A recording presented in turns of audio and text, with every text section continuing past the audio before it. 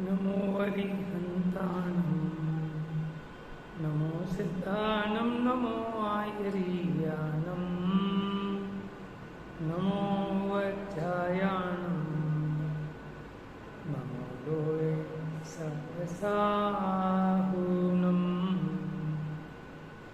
वन्दितु सर्वसिद्धे ध्रुवमचलमणोवमं गतिं पत्ते वोच्छामि समयपाहुरे नमो सुखकेवलीभणिदम्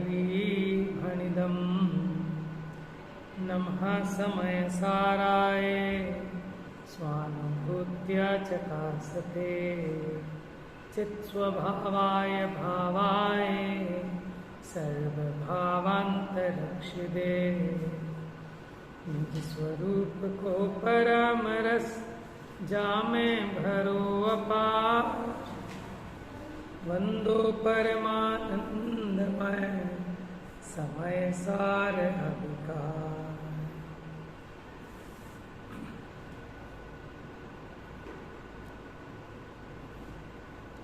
page number 407 कर्म और ज्ञान का नए विभाग बताते हैं। मग्ना कर्म नयावलंबन परा ज्ञानम न जानन्ति यन् मग्ना ज्ञान नैषिनोऽपि यदति स्वच्छन्दमन्द्योद्यमा विश्वस्योपरि ते तरन्ति सततम् ज्ञानं भवन्तः स्वयं ये कुर्वन्ति न कर्म जातु न वशं यान्ति प्रमादस्य च। क्या कहते हैं यहाँ? कलश नंबर 111।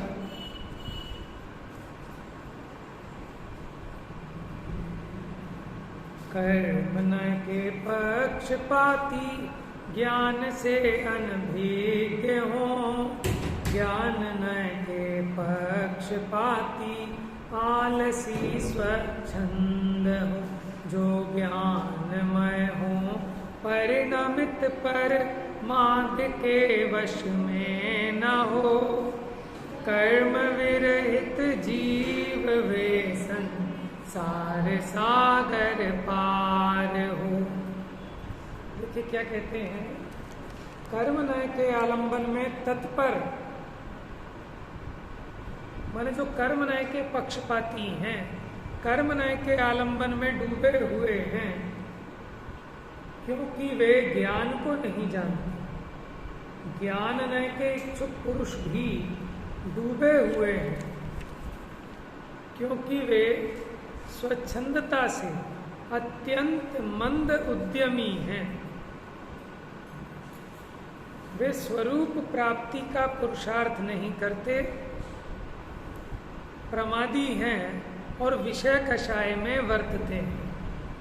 वे जीव विश्व के ऊपर तैरते हैं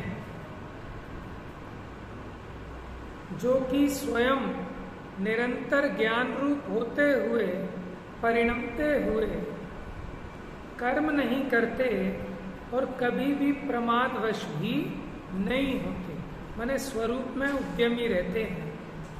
भावार्थ, यहाँ सर्वथा एकांत अभिप्राय का निषेध किया है क्योंकि सर्वथा एकांत अभिप्राय वही मिथ्यात्व है।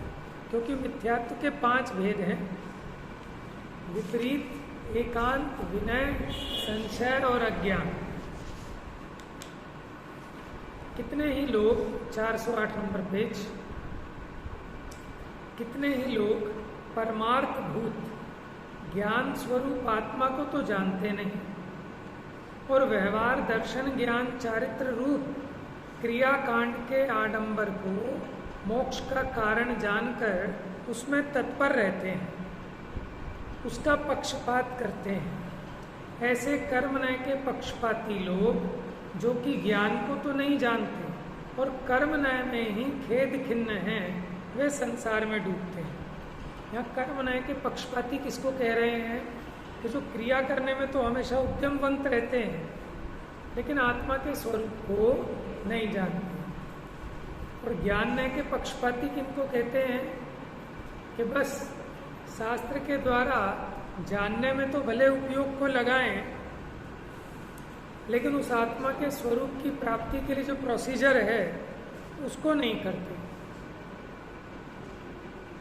और कितने ही लोग आत्म स्वरूप को यथार्थ नहीं जानते तथा सर्वथा एकांतवादी मिथ्या दृष्टियों के उपदेश से अथवा अपने आप ही अंतरंग में ज्ञान का स्वरूप मिथ्या प्रकार से कल्पित करके उसमें पक्षपात करते हैं। तो ज्ञान के पक्षपाती किसको कह रहे हैं कि आत्म स्वरूप को यथार्थ नहीं जानते, किसी एकांतवादी मिथ्या दृष्टि के उपदेश से या अपने आप ही अंतरंग में मिथ्या प्रकार से कल्पना करके उसमें पक्षपात करते हैं। वे अपनी परिणति में किंचित मात्र भी परिवर्तन हुए बिना अपने को सर्वथा अबंध मानते हैं। माने जरा भी रागादि मंद नहीं हुए और अपने को क्या मानते हैं कि मुझे तो बंध है ही नहीं, मैं तो ज्ञानी हूं। और व्यवहार दर्शन ज्ञान चारित्र के क्रियाकांड को निरर्थक जानकर छोड़ देते हैं। माने रागादि तो मिटाते नहीं, स्वरूप में भी लीन नहीं हो पाते, क्योंकि सच्चा ज्ञान नहीं है आत्मा का भी, वो भी एकांत से अपने मन से अथवा किसी मिथ्या उपदेश से ग्रहण किया। और जो बाह्य क्रियाकांड है जिसको शुभ अशुभ भाव संबंधी, उसको भी छोड़ देता है निरर्थक मानकर। ऐसे ज्ञान नय के पक्षपाती लोग जो कि स्वरूप का कोई पुरुषार्थ नहीं करते, स्वरूप माने स्वरूप अपना वीतराग है, लेकिन अभी परिणति में राग द्वेष मोह हो रहे हैं, तो इन राग द्वेष मोह को हटाकर वीतराग भाव व्यक्त करूं, इसका उद्यम तो नहीं करते। और शुभ परिणामों को छोड़कर स्वच्छंदी होकर विषय कषायों में वर्तते हैं, वे भी संसार समुद्र में डूबते हैं। अभी गड़बड़ क्या हुई, ये जो ज्ञान नय का पक्षपाती है इसको ज्ञान भी ठीक नहीं है। अगर इसको आत्मा के स्वरूप का सही ज्ञान होता तो ये रागादि मिटाने का उद्यम करता, ये शुभ परिणामों को ऐसे नहीं छोड़ता। जब तक शुद्ध की भूमि में प्रवेश ना हो तब तक शुभ भाव को नहीं छोड़ता। माने आपका पैर ऊपर की पेड़ी पर नहीं जमा तो क्या आप नीचे से हटा लोगे पैर, और हटाओगे तो गिरोगे। मोक्ष मार्गी जीव ज्ञान रूप परिणमित होते हुए कैसे कि सम्यक ज्ञान रूप माने सच्चे उपदेशक के द्वारा उसका सही अभिप्राय समझकर शुभाशुभ कर्मों को हे जानते हैं और शुद्ध परिणति को ही उपादेय मानते हैं। वे मात्र अशुभ कर्मों को ही नहीं किंतु शुभ कर्मों को भी छोड़कर स्वरूप में स्थिर होने के लिए निरंतर उद्यमी रहते हैं, माने आलसी नहीं होते। वे संपूर्ण स्वरूप स्थित होने तक पुरुषार्थ करते ही रहते हैं। और ये ज्ञान नय का पक्षपाती क्या मानता है, क्या मानता है कि मुझे कुछ करना ही नहीं, मैं तो भगवान हूं बना बनाया। हाँ? तो उसने सही स्वरूप को तो समझा नहीं।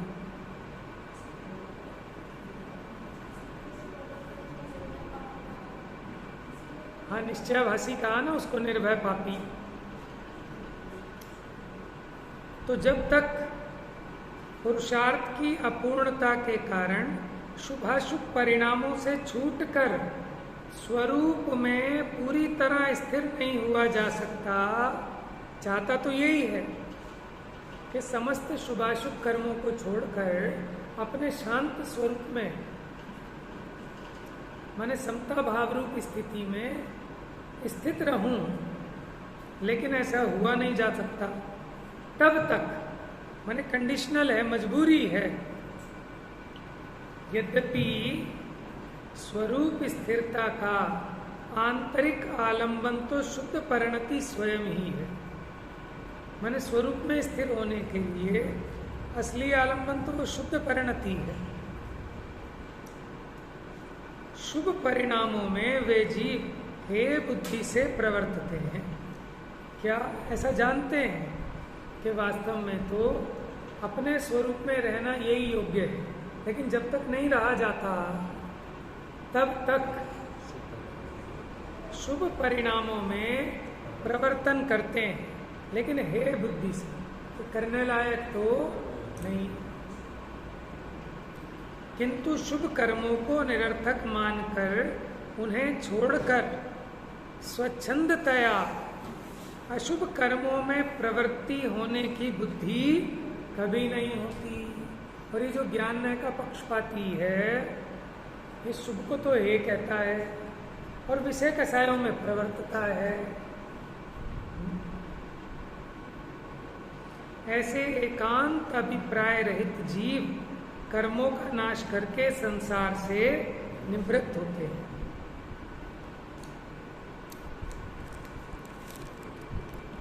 कलश टीका भी पढ़ते हैं, इसके भाव में क्या लिखा।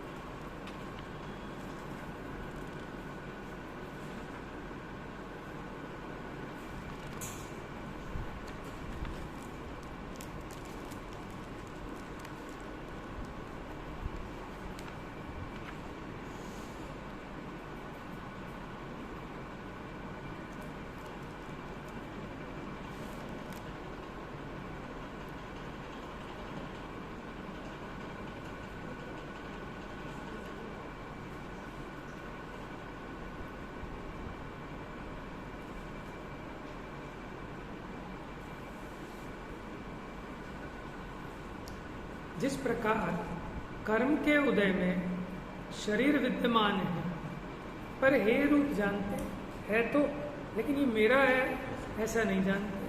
संयोग है, संयोग की अपेक्षा भले मेरा का हो, लेकिन ये मेरा स्वरूप नहीं है, मैं तो ज्ञान चेतना मात्र वस्तु हूँ। उसी प्रकार अनेक प्रकार की क्रियाएं विद्यमान हैं, पर हे रूप जानते हैं, माने शुभाशुभ जो भी है। क्रिया तो कुछ नहीं, ऐसा जानकर विषयी असंयमी भी कदाचित नहीं होते कि क्रियाएं तो कुछ भी कार्यकारी नहीं है। 65 नंबर पेज है मेरी पुस्तक में, लास्ट का भावार्थ पढ़ रहा हूँ इसका। तो ऐसा जानकर असंयमी भी कदाचित नहीं होते, क्योंकि असंयम का कारण तीव्र संक्लेश परिणाम है। माने जो विषय कषाय में प्रवर्तने का भाव है, असंयम का परिणाम है, वो तीव्र संक्लेश परिणाम है। सो ज्ञानी के संक्लेश तो मूल से ही चला गया है। ऐसे जो सम्यक दृष्टि जीव, वे जीव तत्काल मात्र मोक्ष पद को पाते हैं। माने जब तक शुद्ध में नहीं रहा जाता, भावना शुद्ध की है, जब तक शुद्ध में नहीं रहा जाता तब तक शुभ भाव रूप भी प्रवर्तन करते हैं, लेकिन शुभ भाव को मोक्ष का कारण नहीं जानते और शुभ को सर्वथा निरर्थक मानकर विषय कषायों में भी नहीं प्रवर्तते।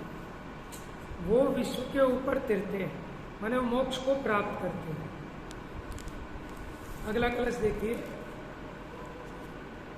अब पुण्य पाप अधिकार को पूरा करते हुए आचार्य देव ज्ञान की महिमा कहते हैं। देखो, प्रारंभ किया तो भी ज्ञान की महिमा गाई थी। हर एक जितने भी ये अधिकार हैं उनमें अमृत चंद्राचार्य पहला कलश ज्ञान की महिमा का गाते हैं और अंतिम कलश भी ज्ञान की महिमा का। मंदाक्रांता छंद है, मंद मंद भाव में इसको गाया जाता है। भेदोन्मादम भ्रमर सभरान नाटयत् पीतमोहम मूलोन्मूलम सकलमपि तत् कर्म कृत्वा बलेन हेलोन्मील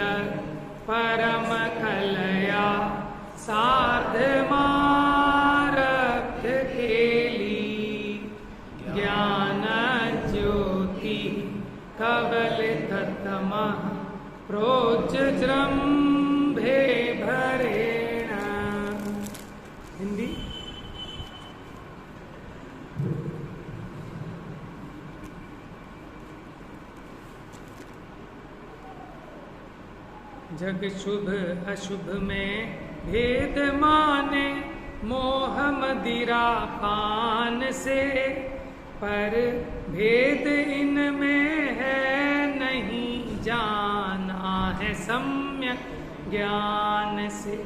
यह ज्ञान ज्योति तम विरोधी, खेल केवल ज्ञान से।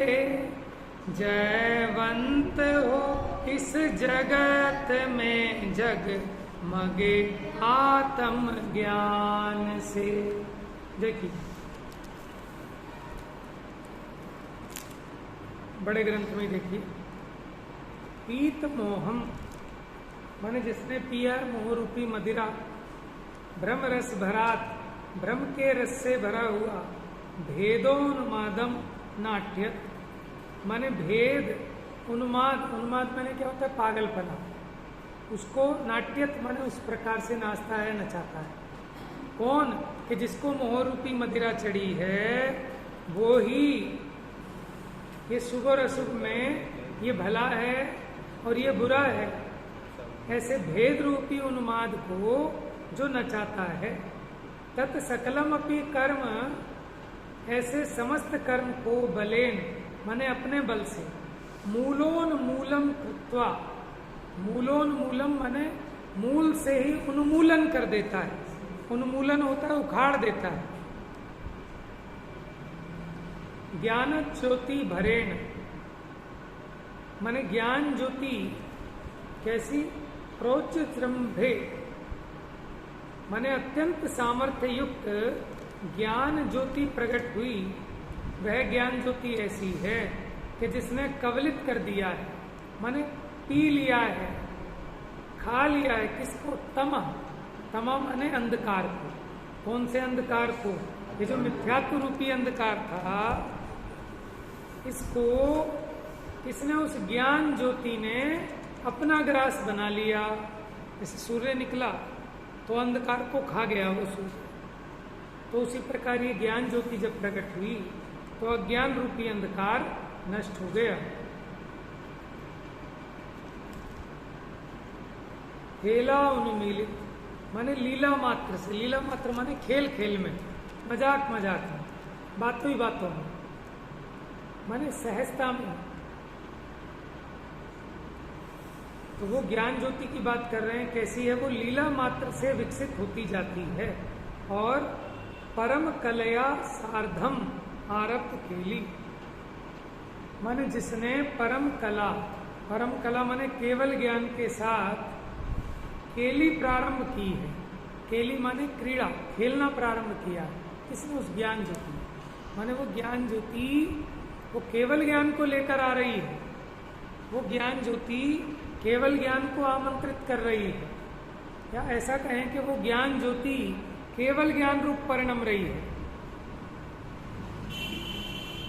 ऐसी वह ज्ञान ज्योति है।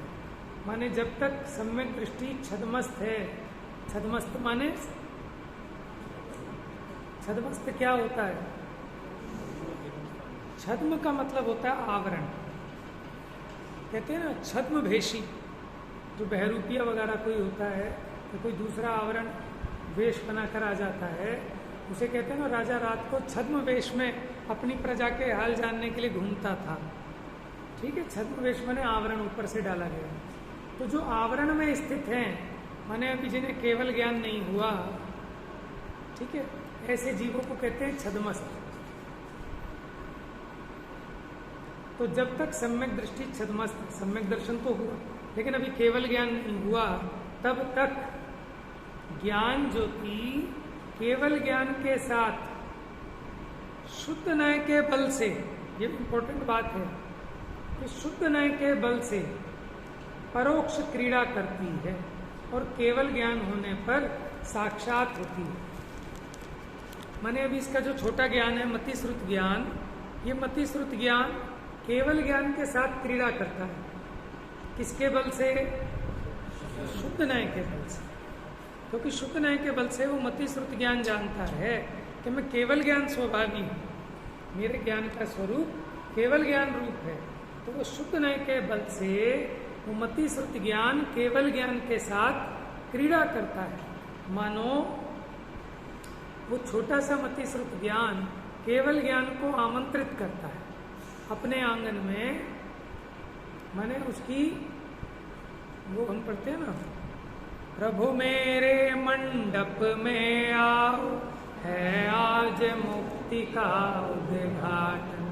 ये मति श्रुत ज्ञान मोक्ष का उद्घाटन करने के लिए अपने आंगन में केवल ज्ञान को बुलाता है, क्योंकि ये मति श्रुत ज्ञान ही तो केवल ज्ञान रूप परिणमता है। जो दूज का चंद्रमा है वही पूर्णमासी का चंद्रमा है, कोई अलग नहीं है। कोई सोचे कि दूज का चंद्रमा अलग और पूर्णों का अलग, ऐसा नहीं।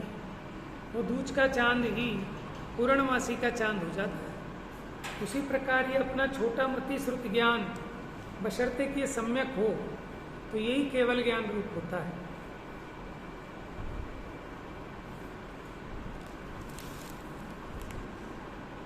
भावार्थ, आपको माने अपने आप को, ज्ञान ज्योति को प्रतिबंधक कर्म माने वो जो भाव कर्म जो कि शुभाशुभ भेद रूप होकर नाचता था और ज्ञान को भुला देता था। ये फंस जाता था ना उसमें शुभ कर्म में, मैं ज्ञान स्वरूप हूँ ऐसा भूल जाता था कि मेरा कार्य तो न ये कर्म करने का है न वो कर्म करने का है। लेकिन जब तक मुक्ति नहीं होती, जब तक शुद्ध स्वरूप में लीनता नहीं होती, तब तक वो मजबूरी थी। मैंने ट्रेन का इंतजार कर रहे थे, ट्रेन नहीं आई तो वहीं कोई मैगजीन थी वो उठाकर पढ़ने लगे और मैगजीन पढ़ने में इतने मशगूल हो गए कि ट्रेन आ गई और उसने अपना हॉर्न भी बजा दिया बहुत जोर से और वो चली भी गई, लेकिन हम ट्रेन में नहीं चढ़े। क्यों? मैगजीन पढ़ने में मशगूल हो गए थे। अच्छा चलो, ये तो मैगजीन की बात थी। दूसरा व्यक्ति मैगजीन पढ़ने में तो मशगूल नहीं हुआ, लेकिन उसे वहाँ एक शास्त्र मिल गया या डॉक्टर साहब का कोई उपन्यास मिल गया, सत्य की खोज अथवा सुखी जीवन, उसे पढ़ने में मशगूल हो गया। तो बताओ उसकी भी ट्रेन छूटेगी कि नहीं छूटेगी? आपको सब, वो तो पापी था, वो तो नॉवल पढ़ रहा था, मैगजीन पढ़ रहा था, उसकी छूट जाए तो समझ में आता है। लेकिन ये बेचारा तो धर्म की किताब पढ़ रहा था, इसकी ट्रेन क्यों छूटी बताओ आप? हैं? समझ में आया? तो भैया जब तक ट्रेन नहीं आए तब तक तो सदुपयोग करना समय का। उदाहरण एक देश घटित होता है, ठीक है, लेकिन वो मजबूरी है क्योंकि मेन काम तो हमें ट्रेन में सवार होना है। जैसे अब हम ट्रेन में बैठ गए, किस लिए बैठे हो? ये अपनी सीट हमारी है, हमारी बर्थ है, इतना बढ़िया कोच मिला है, इतनी बढ़िया एसी सीट है? सोनागिर जा रहे हो, सोनागिर उतरोगे कि नहीं उतरोगे? सीट हमारी है, इसमें अटके रहोगे। अब वहाँ जो अटक गया कि देखो ये तो मजबूरी थी उस सीट पे बैठना, लेकिन लक्ष्य उसको यही था कि जल्दी स्टेशन आए और उतरूं, जल्दी स्टेशन आए और उतरूं। और जो सीट में ही मस्त हो गया कि सीट माने कि ट्रेन में बैठना, ये सीट अगर ये नहीं हो तो कैसे पहुंचूंगा सोनागिर, बात तो सच्ची है। लेकिन इसी में इतना मस्त हो गया कि स्टेशन आने पे भी उतरने तैयार नहीं, इतनी मुश्किल से तो सीट मिली है, ठीक है। तो ऐसे ही जब तक मुक्ति नहीं होती, वो पढ़ते हो ना आप, जब लो ना तब लो देहूं यह धन पावना, सत्संग शुद्धाचरण शुद्ध अभ्यास आत्म, जब लो नहीं शिव लेहूं तब लो देहूं यह धन पावना। ये धन चाहिए मुझे। कौन सा धन चाहिए? कि जो पवित्र हो। ये धन तो बहुत अपवित्र है? वैसे तो हम बड़ा परहेज करते हैं कि भैया नाली साफ करने वाला इससे टच नहीं करें, पंडित जी दुकान पे बैठे हों, हाँ टच ना हो जाए। लेकिन वही सौदा लेने आए जमादार, और वो जो दे उसे बड़े अच्छे से देख दाख के जेब में संभाल के रखता है, वो हाथ भी नहीं धोता। समझ में आया? यही नोट मछली वाले के यहाँ भी जाता है, बकरे वाले की दुकान पे भी जाता है, कसाई के यहाँ भी जाता है। कोई धुलता है नोट? लेकिन वही नोट को हाथ लगाता है, वो बड़ा प्यारा लगता है और जीभ पे और लगा लगा के गिनता है। समझ में आया? अब ये सोचो कैसा प्रिय है इसे। पावन है कि अपावन है वो नोट? माने सबसे अपवित्र चीज है वो, आपकी चप्पल से भी ज्यादा अपवित्र है, क्योंकि चप्पल भी आप देख के चलते हो पैर में। समझ में आया? इतना अपवित्र है वो नोट। अब बताओ, चप्पल तो मंदिर में लाने लायक नहीं है। समझ में आया? अब उस नोट की हालत देखो क्या हालत है। तो भैया वो धन पवित्र नहीं है, वो अपवित्र है। वो तो एक वस्तु विनिमय का साधन मात्र है। और अब तो पेटीएम आ गया ना, मंदिरों में भी हो जाना चाहिए। हर एक मंदिर को अपना भी पेटीएम ले लेना चाहिए। मैं सुझाव दे दूंगा, ये सबसे अच्छी चीज है। QR कोड तो ले रखा है। हाँ? QR कोड तो ले रखा है, तो गुल्लक को चिपका देना चाहिए, क्योंकि आदमी भूल जाता है, मोबाइल नहीं भूलता कोई भी। तो मोबाइल सब पे हो अपना, जिसने 5 रुपए देने हैं 100, 2 रुपए देने हो तो ठीक है, क्योंकि यहाँ तो हमें परेशानी होती है, कोई 1 और 2 के सिक्के भर जाते हैं, लोग चलते हैं नहीं, उन्हें गिनते रहो। पेटीएम की सुविधा सबसे बढ़िया है ना। खैर, तो हम तो ये कह रहे हैं, हमें तो कौन सा धन चाहिए? जो पावन हो, पवित्र हो। तो क्या है वो पावन धन? देहु यह धन पावना सत्संग। ये लगता है हमें धन है, अगर हमारे पास सत्संग हो, साधर्मी हो, धर्म की चर्चा करने वाले 2-4 लोग हों, तो हमें लगता है कि ये है पवित्र धन। समझ में आया? आज आप बताओ, आज हमें कोई ऑफर दे कि सब सूरजमल विहार में एक कोठी बिक्री है और जितने का आपका मकान है उतने में ही मिल जाएगी वहाँ पे। चलो सूरजमल विहार तो फिर भी ठीक है, मंदिर नज़दीक है। मंदिर तो नज़दीक है, पता नहीं साधर्मी मिले नहीं मिले है? चलो मानो और कोई ईस्ट ऑफ कैलाश में मिल रहा हो, कोई बढ़िया बंगला, ठीक है। अब आप ये बताओ कि हमें क्या लगेगा? हम कहेंगे भाई साहब फटाफट ले और हमें वो दो, लेकिन ये नहीं दिखेगा कि वहाँ मंदिर है कि नहीं है। खैर, अब तो ये चलन हो ही गया है कि जैनी सबसे पहले मंदिर देखता है, चाहे उसे कुछ ना पता हो। ये बहुत अच्छी बात है। हाँ?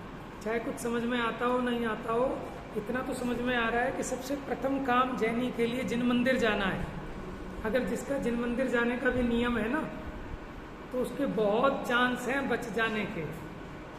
और अगर मंदिर से दूर हुआ तो उसकी तो कुछ खबर लेने वाला कोई नहीं।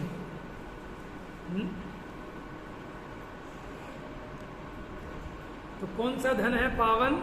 सत्संग, शुद्ध आचरण, श्रुत अभ्यास और आत्म भावना। ये सबके सब शुभ भाव हैं, लेकिन कब तक लेना इनका अवलंबन? जब लो न शिव ले हूं तब लो। बस ये नहीं कि इनमें इतना आसक्त हो जाए कि मोक्ष मार्ग की गाड़ी भी आए और हॉर्न भी दे और फिर भी ये बैठने तैयार नहीं हो। समझ में आया? बस इतना अभिप्राय को समझना है। अब ये क्या करता है? या तो ऐसा मानने लगता है कि शुभ से ही सब काम हो जाएगा, उसी को उपादेय मानने लगता है। जब हम शुभ को हे कहते हैं तो उसको तो हे मान लेता है, लेकिन विषय कसायों में लगने लगता है, क्योंकि आत्मा में स्थिरता तो हुई नहीं। और जो शुभ कर्म है ये भी बंध का कारण है, इसे तो छोड़ देता है। अशुभ कर्म छूटता नहीं, फिर दुर्गति का पात्र होता है।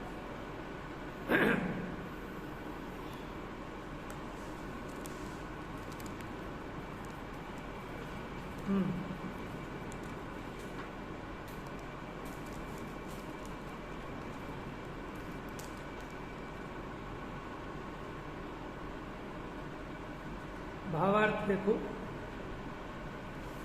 आपको यानी ज्ञान ज्योति को प्रतिबंधक कर्म जो कि शुभाशुभ हेतु रूप होकर नाचता था। देखो, एक है ज्ञान, एक है कर्म, दोनों विपरीत हैं। तो वो ज्ञान पे प्रतिबंधक करने वाला, पीछे बताया था ना, जितना भी कर्म है वो अपने स्वभाव का प्रतिबंधक है, घातक है,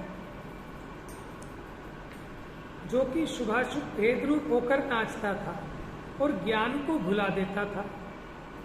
उसे अपनी शक्ति से उखाड़ कर, किसे? उस प्रतिबंधक कर्म को ज्ञान ज्योति संपूर्ण सामर्थ्य सहित प्रकाशित हुई है। वह ज्ञान ज्योति माने ज्ञान कला केवल ज्ञान रूपी परम कला का अंश है। जैसे दूज का चंद्रमा पूर्णमासी के चंद्रमा का अंश है, जैसे वो एक चिंगारी वही दावन अग्नि बन जाएगी।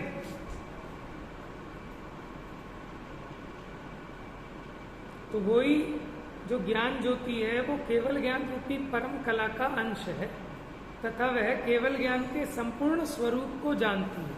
देखो केवल ज्ञान तो होगा बाद में, लेकिन केवल ज्ञान का कैसा स्वरूप है उसे तो ये जीव मति श्रुत ज्ञान दशा में ही जानता है और उस ओर प्रगति करती है, माने केवल ज्ञान की तरफ दौड़ती है वो ज्ञान ज्योति।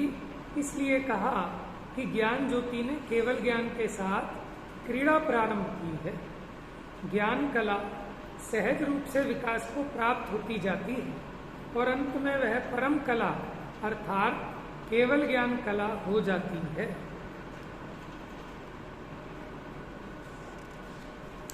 पेज नंबर 96 इसमें कलश टीका में भावार्थ। जिस प्रकार कोई धतूरा पीकर सुख जाने पर नाचता है, किसी ने धतूरा पी लिया, नशा कर लिया और वो जैसे नाचता है, उसी प्रकार मिथ्यात्व कर्म के उदय में शुद्ध स्वरूप के अनुभव से भ्रष्ट है।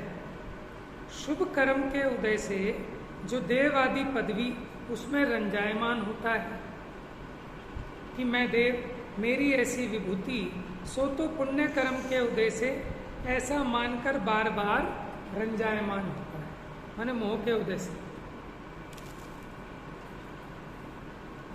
इति श्री अमृतचंद्र सूरी विरचित समय सार व्याख्या आत्मख्यातो पुण्य पाप प्ररूपक तृतीयो अंक, माने तीसरा अधिकार पूर्ण हुआ। सूरी का मतलब क्या होता है? लिखा ना अमृतचंद्र सूरी, सूरी माने आचार्य।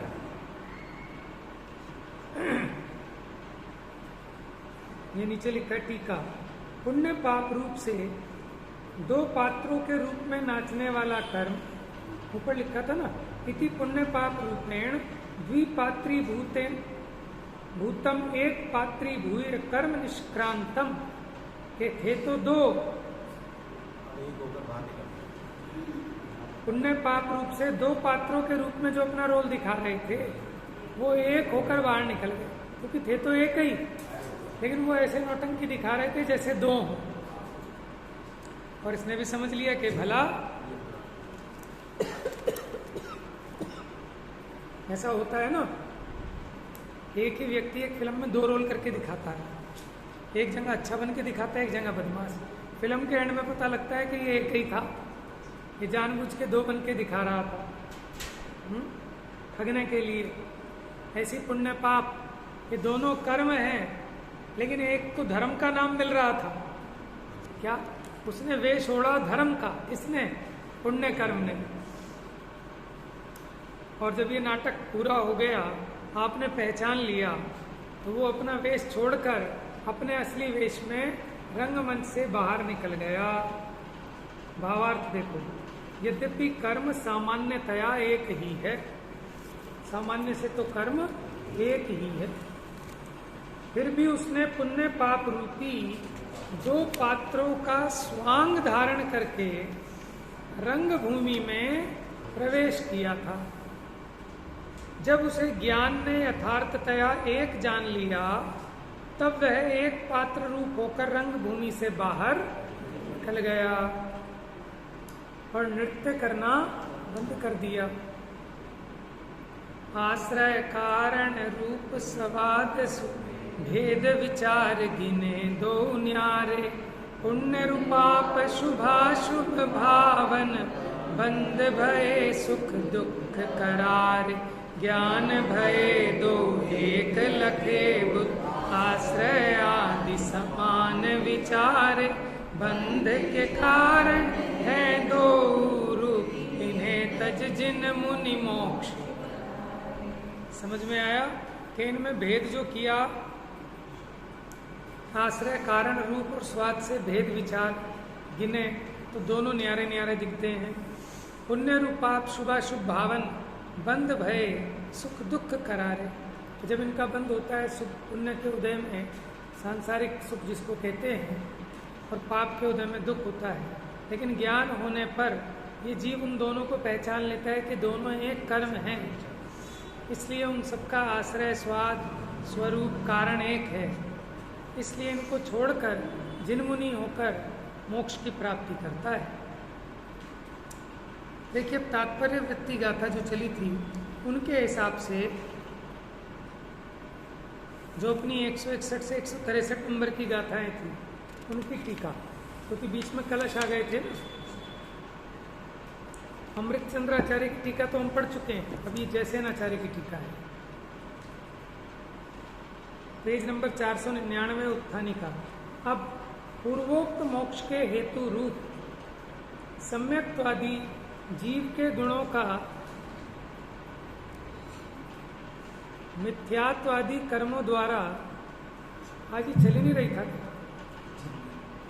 पूर्वोक्त मोक्ष के हेतु रूप सम्यक्त्वादि जीव के गुणों का मिथ्यात्वादि कर्मों द्वारा आच्छादन होता है। ये पीछे गाथा में कहा, आच्छादन माने ढक लेना, ढक लेना, अपने स्वरूप को ढक दिया ना।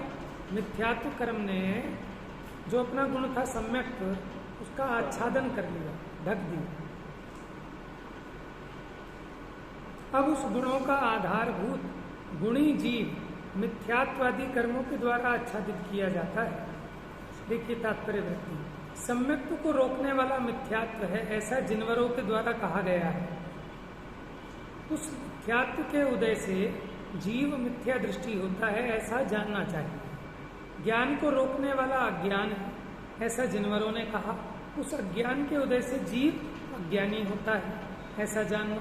चारित्र को रोकने वाला कौन? क्रोधादि कषाय हैं, ऐसा जिनवरों ने कहा है। उसके उदय से जीव अचारित्री होता है। इस प्रकार मोक्ष हेतु भूत जो गुणी जीव द्रव्य है, उसके आच्छादन के कथन की मुख्यता से 3 गाथाएं पूरी हुई। इस प्रकार सम्यक्त्वादी जीव के गुण मुक्ति के कारण हैं, अथवा उस गुण रूप से परिणत जीव मुक्ति का कारण, माने भेद से कहें तो वो गुण मुक्ति के कारण है, सम्यक दर्शन ज्ञान चारित्र। और अभेद से कहें तो सम्यक दर्शन ज्ञान चारित्र रूप परिणमित जीव वही मुक्ति का कारण। इसलिए शुद्ध जीव से भिन्न शुभ अशुभ रूप मन वचन काय की क्रिया तथा उस क्रिया से उत्पन्न हुए शुभ अशुभ कर्म मोक्ष के कारण नहीं है, ऐसा जानकर शुभ अशुभ कर्म हे या त्याज्य ही हैं। इस कथन की मुख्यता से 9 गाथाएं पूरी हुई। द्वितीय पातनिका के अभिप्राय से पापाधिकार के व्याख्यान की मुख्यता से यह कथन समाप्त हुआ। अब शिष्य पूछता है कि व्यवहार रत्नत्रय का कथन किया इस गाथाओं में जीवादि सिद्धणम, तो ये पाप अधिकार कैसे है? देखो बड़ी अच्छी बात चल रही है यहाँ पर। आचार्य अमृतचंद्र देव ने इसको नाम दिया था पुण्य पाप एकत्व अधिकार, पुण्य पाप अधिकार। लेकिन जयसेनाचार्य के हिसाब से उन्होंने इसको पापाधिकार नाम दिया। अब शंकाकार ने शंका की, क्या कि आपने स्टार्टिंग में जब गाथाएं आई थी जीवादि सद्धहणम, कि जीवादि का श्रद्धान सम्यक, उनका ज्ञान सम्यक ज्ञान ऐसा समझाया था, तो इसमें तो व्यवहार रत्नत्रय का कथन किया, तो फिर ये पाप अधिकार कैसे? उसका निराकरण है कि यद्यपि व्यवहार मोक्ष मार्ग उपादेय रूप निश्चय रत्नत्रय का कारण रूप होने से उपादेय है। देखो निश्चय रत्नत्रय तो उपादेय है, और उस निश्चय रत्नत्रय का कारण व्यवहार रत्नत्रय वो भी इसीलिए कथनचित उपादेय है।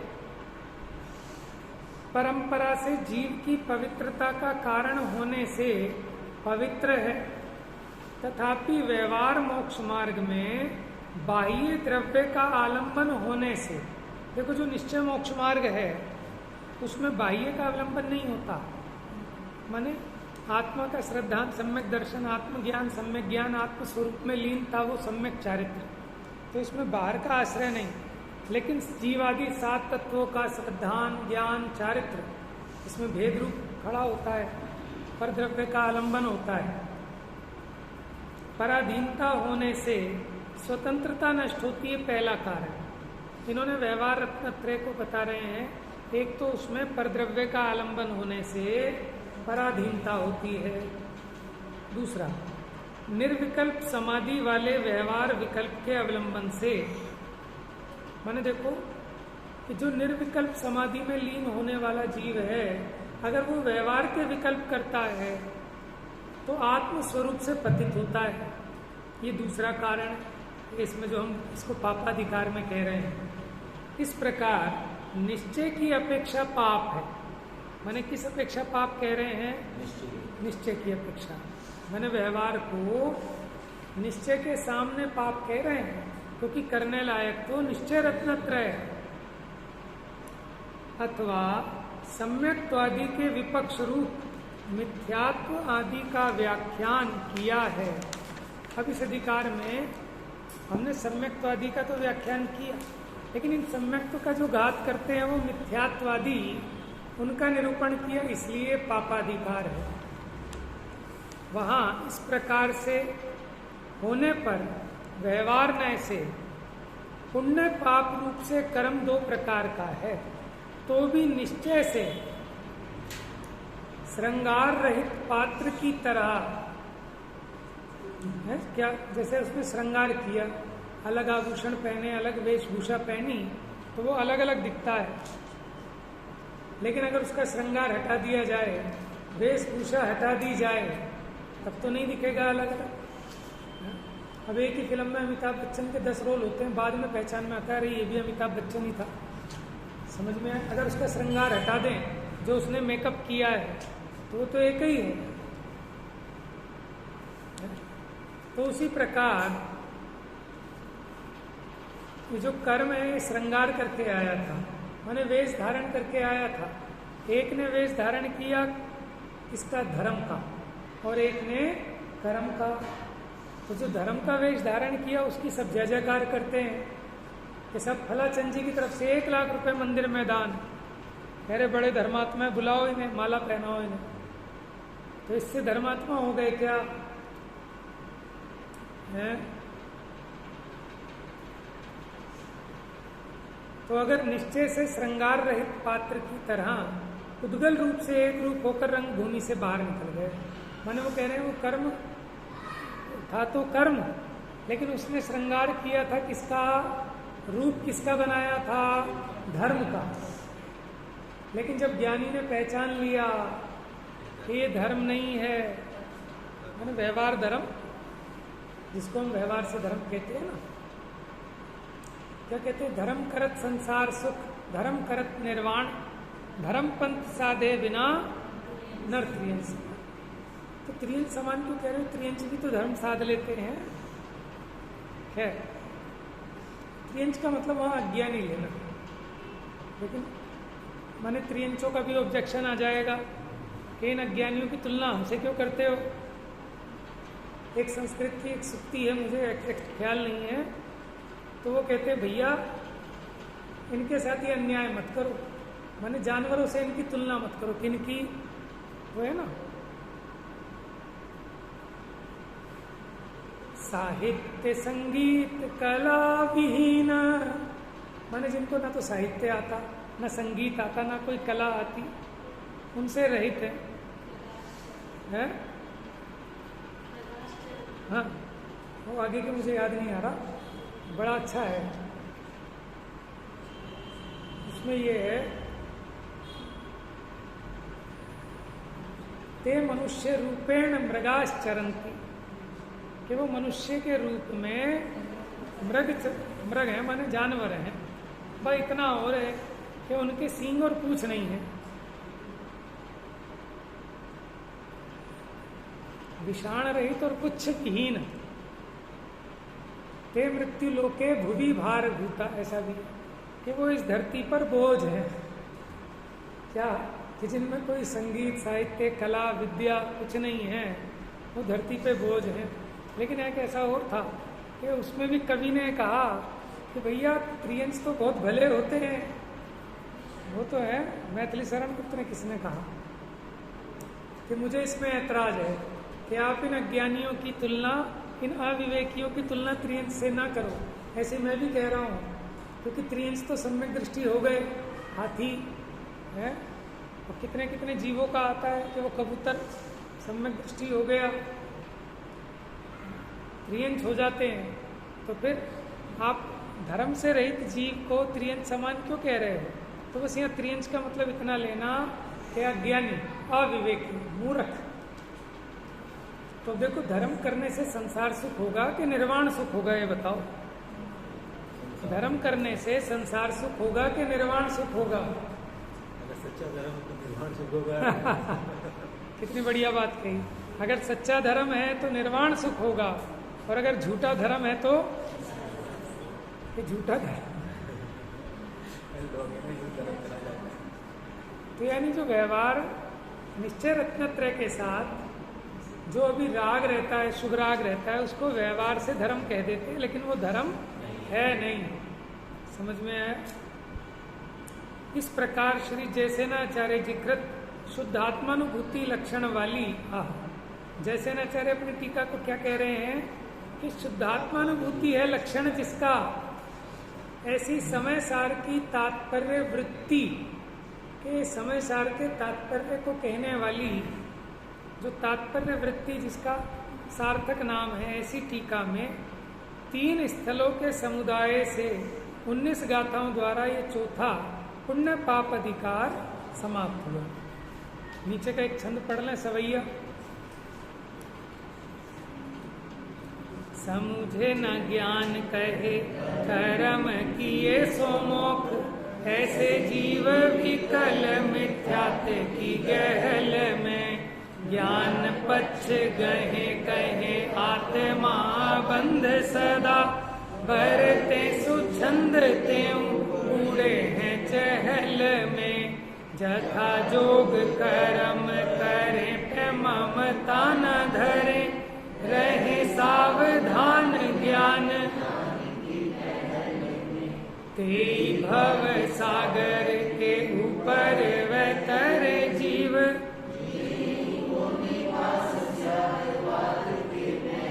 देखो, बनारसी दास जी ने हूबहू उसका ही अनुवाद किया है कलश का। जो कलश है ना, पांडे राजमल जी की टीका, उसी का उन्होंने, उसी से ये समय सार नाटक की रचना की पंडित बनारसी दास जी। तो ये छंद अपना समझ ही चुके हैं। सबसे अंतिम लाइन सबसे प्यारी लगी मुझे कि जिन्हीं को निवास स्याद वाद के महल में, उन ज्ञानियों का निवास कहाँ है? स्यादवाद के महल में।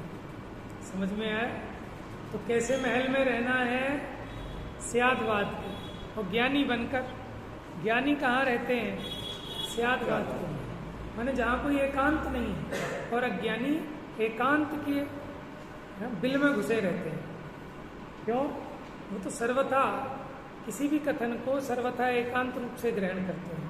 और ज्ञानी जानता है, माने वो शुभ कर्म करना नहीं करना, क्या उसकी प्रासंगिकता है, वो सब ज्ञानी की समझ में है। जो ज्ञान में नहीं समझते और कर्म से ही मोक्ष मानते हैं, ऐसे क्रियावादी जीव मिथ्यात्व जीव मिथ्यात्व के झकोरों से बेचैन रहते हैं।